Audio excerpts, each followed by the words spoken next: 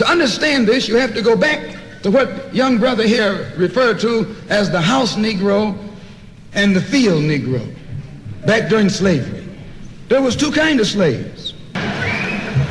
They lived in the attic or the basement, but still they lived near their master. And they loved their master more than the master loved himself. They would give their life. They lived in the attic or the basement, but still they lived near their master. And they loved their master more than the master loved himself. They would give their life to save their master's house quicker than the master would. The house Negro, if the master said, we got a good house here, the house Negro said, yeah, we got a good house here. Whenever the master said we, he said we. That's how you can tell a house Negro. If the master's house caught on fire, the house Negro would fight harder to put the blaze out than the master would.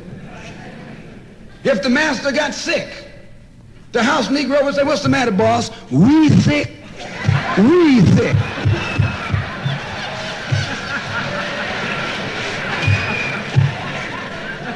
He identified himself with his master more than his master identified with himself. And he came to the house Negro and said, let's run away. Let's escape. Let's separate. That house Negro would look at you and say, man, you crazy. What you mean separate? Where is there a better house than this? Where can I wear better clothes than this? Where can I eat better food than this? That house Negro. In those days, he was called a house nigger. And that's what we call him today, because we still got some house niggers running around here.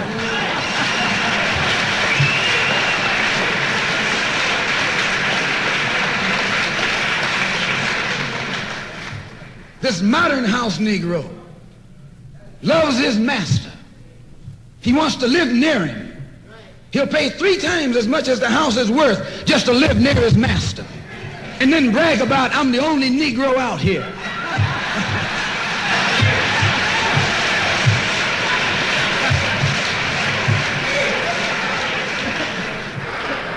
I'm the only one on my job. I'm the only one in this school. You nothing but a house Negro. And if someone come to you right now and say, let's separate, you say the same thing that the house Negro said on the plantation. What you mean separate? From America? This good white man? Where you gonna get a better job than you get here? I mean, this is what you say. I ain't left nothing in Africa. That's what you say. Why, you left your mind in Africa.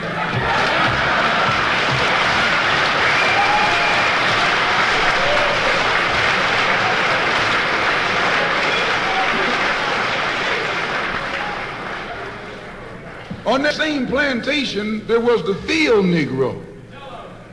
The field Negro, those were the masses. There was always more Negroes in the field than there was Negroes in the house. The Negro in the field caught hell. He ate leftovers. In the house, they ate high up on the hog. The Negro in the field didn't get nothing but what was left of the insides of the hog. They call them chitlins nowadays. In those days, they call them what they were, guts. That's what you were, a gut eater.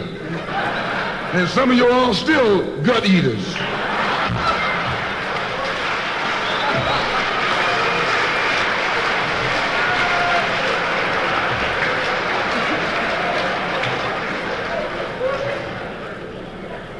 The field Negro was beaten from morning till night. He lived in a shack, in a hut. He wore cast-off clothes. And he hated his master. I say he hated his master. He was intelligent. That house Negro loved his master. But that field Negro, remember, they were in the majority. And they hated the master. When the house caught on fire, he didn't try and put it out. That field Negro prayed for a wind, for a breeze. When the master got sick, the field Negro prayed that he died. If someone come to the field Negro and said, let's separate, let's run, he didn't say, where are we going? He said, any place is better than here.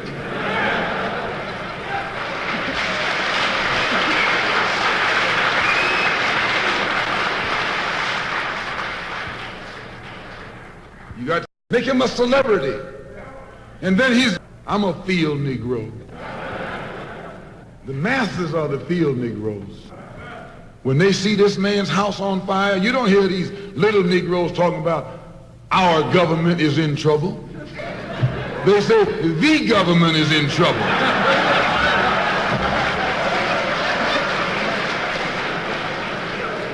Imagine a Negro, our government.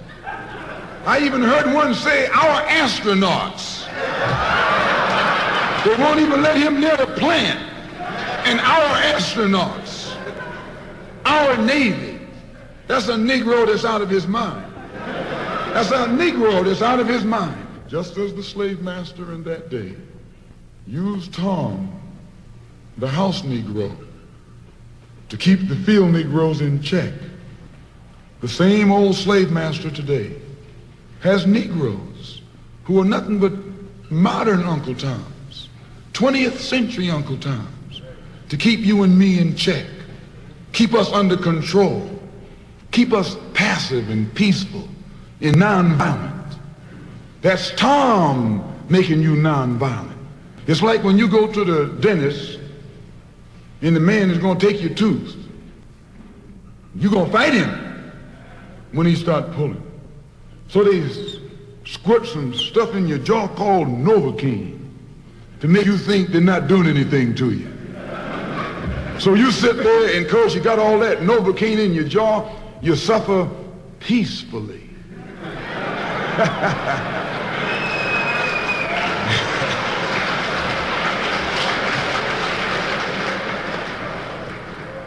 Blood running all down your jaw.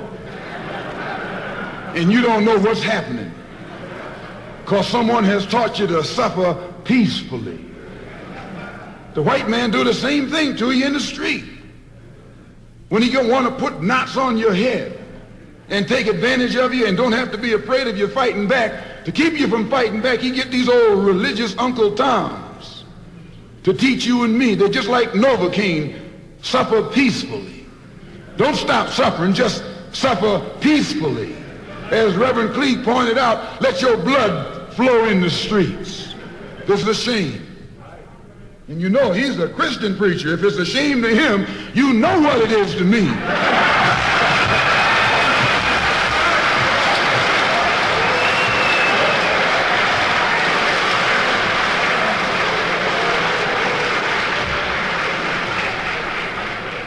Because nothing in our book, the Quran, as you call it, Koran, teaches us to suffer peacefully.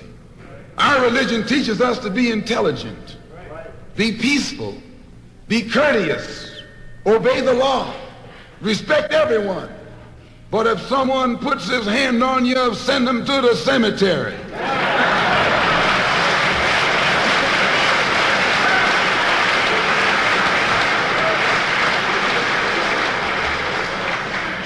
That's a good religion. In fact, that's that old-time religion.